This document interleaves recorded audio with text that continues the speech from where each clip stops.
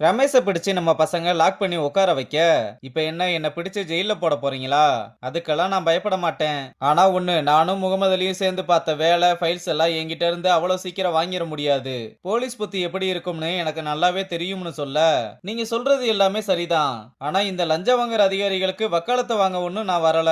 உங்க ஃப்ரெண்டோட கொலைய நாங்க எவ்வளவு போராடினாலும் வெறும் ஆக்சிடென்ட்னு மட்டும் தான் நிரூபிக்க முடிஞ்சது.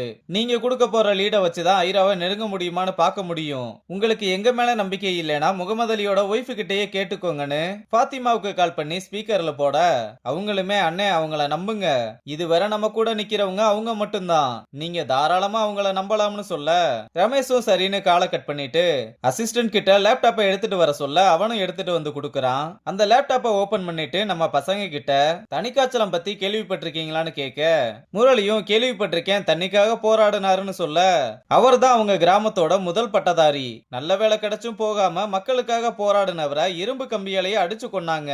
போன வருஷம் மணல் கொள்ளைக்கு எதிராக போராடின ஜகவர் அலிய கொன்னாங்க. அதோட தொடர்ச்சியா இப்ப என் நண்பன் முகமது அலி. இதே மாதிரி கடந்த 10 வருஷத்துல மட்டும் 1700 பேர் கொலை செய்யப்பட்டிருக்காங்க. ஆனா மக்களுக்கு இவங்கள பத்தி எதுவுமே தெரியாதுன்னு சொல்லி வீடியோவை காமிச்சு, இந்த மாதிரி மணல் கொள்ளைங்க தமிழ்நாட்டுல எல்லா இடத்துலயுமே நடந்துகிட்டு இருக்கு, நம்ம ஊர்ல அதை டீல் பண்றவன் தான் ஐரா. 10 அடிக்கு பர்மிஷன் வாங்கிட்டு 1000 அடிக்கு மணலை கொள்ளையடிக்கிறாங்க. அதை பத்தின எல்லா டீட்டெயிலுமே இதுல இருக்கு. வழக்கமா கொள்ளையடிக்கிற மண்ணை வித்துருவானுங்க. ஆனா இந்த சிண்டிகேட் ஆளுங்க குறிப்பிட்ட லோடு மண்ணை மட்டும் ஒரு இடத்துல 3 மாசமா அப்படியே வச்சிருக்காங்க. அது ஏன்னு ஒண்ணுமே புரியல. ஆனா அதுக்கு பின்னாடி கண்டிப்பா ஏதோ ஒரு மர்மம் இருக்குன்னு சொல்லி எல்லா டீட்டெயிலையும் பென்டிரைவ்ல காப்பி பண்ணிட்டு கொடுக்க, ராஜாவும் அதை வாங்கி அவருக்கு நன்றி சொல்லிட்டு, நீங்க கொடுத்த டீட்டெயில்ஸை வச்சு ஏதாவது பண்ண முடியுமான்னு பாக்குறோம்னு சொல்லிட்டு கிளம்புறாங்க. அங்க கட் பண்ணா மறுநாள் காலையில ஒரு தம்ம போட்டா நல்லா இருக்கும்னு சிகரெட் பாக்கெட்டை எடுத்துட்டு போய் தம் அடிச்சுக்கிட்டு இருக்க, அப்ப சத்யா கூப்பிட்டதும் பாதியிலே சிகரெட்டை தூக்கி போட்டு வந்து ஆட்டோக்காரருக்கும் அவளோட ஃப்ரெண்ட்ஸுக்கும் இன்ட்ரோ கொடுக்கறா. அப்ப ராஜாவும் பசங்களுக்கு ஹைஃபை போட்டு ஹாய் சொல்ல, அப்ப சிகரெட் வாட வந்ததும் பசங்களோட மூஞ்சே சுருங்கிருது.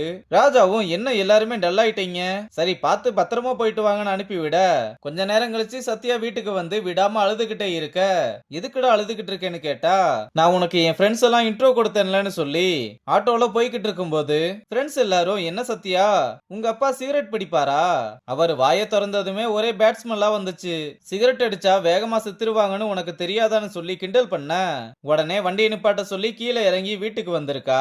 நீலாவும் அழாதடி, இனிமேல் நானே உன்னை டிராப் பண்றேன்னு சொல்ல, சத்யாவை கட்டிப்பிடிச்சு இது ஏன் தப்புதான்னு சொல்ல, சிகரெட் அடிச்சா நீ வேகமா செத்துருவேன்னு சொன்னாங்கப்பா, அதான் எனக்கு ரொம்ப கஷ்டமா இருக்குன்னு சொல்ல, நீ ஒன்னும் பயப்படாத, இனிமேல் ஓ மேல பிராமிஸா நான் சிகரெட்டே பிடிக்க மாட்டேன்னு சொல்லி அவனை எழுந்து வந்து கைக்கு எத்தனை கல்லு கிடைக்குதோ அத்தனை கல்லையும் ஜார்ல போட்டு சிகரெட் பாக்கெட்டையும் எடுத்து கசக்கி தூக்கி போட்டு கிளம்ப, நீலாவும் இத பார்த்து மனசுக்குள்ளேயே ரொம்ப சந்தோஷப்படுறா.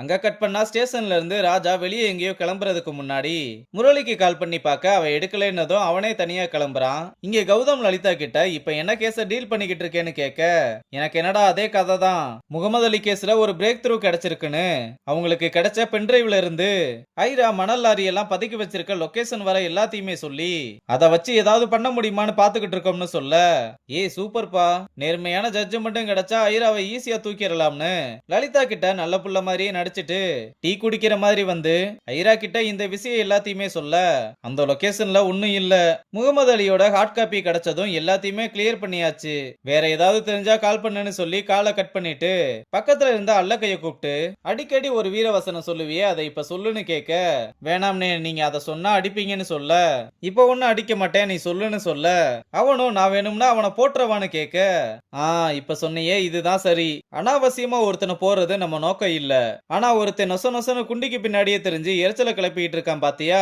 அவனை சும்மாவே விடக்கூடாது, லேசா ஒரு தட்டு தட்டணும், அப்பதான் வழி என்னன்னு தெரியும்னு சொல்றான். அங்க கட் பண்ணா இங்க லலிதாவோட பாட்டி கால் பண்ணி நல விசாரிச்சுக்கிட்டு இருக்க, இந்த பக்கம் முரளி ராஜா சார் எங்கன்னு ஜீவா கிட்ட கேட்டுக்கிட்டு இருக்க, அவனும் இப்பதான் பைக் எடுத்துட்டு அங்கிட்டு போனாருன்னு சொல்ல, அப்ப லலிதா வேகமா ஓடி வந்து ஒரு 2 நிமிஷம் ஆபீஸுக்கு வான்னு கூப்பிட, அவ கண்ணெல்லாம் கலங்கி இருக்கத பார்த்துட்டு என்னாச்சுன்னு கேக்குறான். ஆனா அதுக்கு பதில் எதுவும் சொல்லாம ஆபீஸுக்கு கூப்பிட்டு வந்து, என் தாத்தாவுக்கு ஞாபக மறதி இருக்குன்னு உனக்கு தெரியும்ல, எப்பவுமே அவருக்கு ஞாபகம் வந்தா அம்மாவை தான் கேட்பாரு, ஆனா இன்னைக்கு திடீர்னு என்ன பத்தியும் என் கல்யாணத்தை பத்தியும் கேட்டாரு, பாட்டியும் நம்ம விஷயத்தை பத்தி எல்லாத்தையுமே சொல்லிட்டாங்க, உடனே அவர் உன்னை பார்க்கணும்னு சொல்லிட்டாரு, ஒரு 2 நிமிஷம் பேசிட்டு போன்னு சொல்லி பாட்டிக்கு கால் பண்ண, அவங்களும் கால் அட்டன் பண்ணி முரளியை நல விசாரிச்சுட்டு தாத்தா கிட்ட இவன் தான் முரளின்னு சொல்லி காமிக்க, தாத்தாவும் லலிதா ஒரு ஏஞ்சல்னு சொல்லி பேச ஆரம்பிக்கும் போது அப்பன்னு பார்த்து முரளிக்கு ராஜா கால் பண்ண அந்த காலை அட்டன் பண்ணாம கட் பண்ணி விட்டுறான். தாத்தாவும் அவ சின்ன வயசுல இருந்தே அம்மா இல்லாம வளர்ந்துட்டா, நீங்க தான் அவளை பத்திரமா பாத்துக்கணும்னு சொல்ல,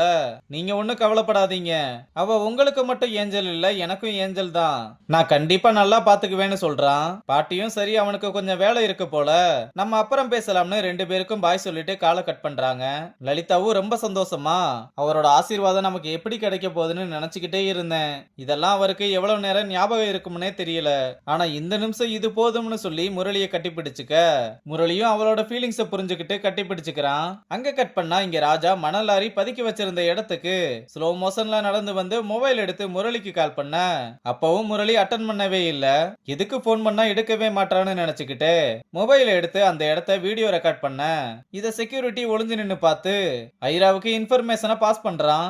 ராஜாவும் வீடியோ எடுத்துட்டு பைக்ல போய்கிட்டு இருக்கும்போது ஜீவாவுக்கு கால் பண்ணி முரளி எங்கன்னு கேட்க, இப்பதான் சார் லலிதாவோட ஆபீஸ்ல பேசிக்கிட்டு இருந்தான்னு சொல்ல, இத கேட்டதும் எதுவுமே சொல்லாம காலை கட் பண்ணிட்டு வண்டியில போய்கிட்டு இருக்கும்போது பின்னாடியே வந்துகிட்டு இருந்த லாரி ஒண்ணு ராஜாவை இடிச்சு தள்ளி விட அவனும் பறந்து போய் விழுகிற மாதிரி காமிச்சு இந்த எபிசோட முடிச்சிருக்காங்க.